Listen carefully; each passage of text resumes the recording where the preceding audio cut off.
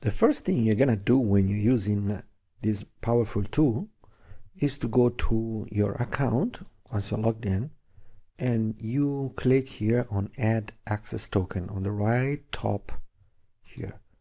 Just click on the arrow here next to your account name and then Add Account Token. And here you have your Facebook account, so your email address and your password. You type your password here, get token.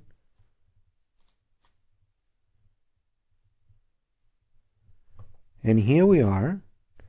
When you're there, you check access token and you're gonna copy all this. Okay, you're gonna copy this and you're gonna paste this here. Okay, so I'm gonna copy this. I'm gonna here Control V, submit, success, had access token success. So now we can use our tool.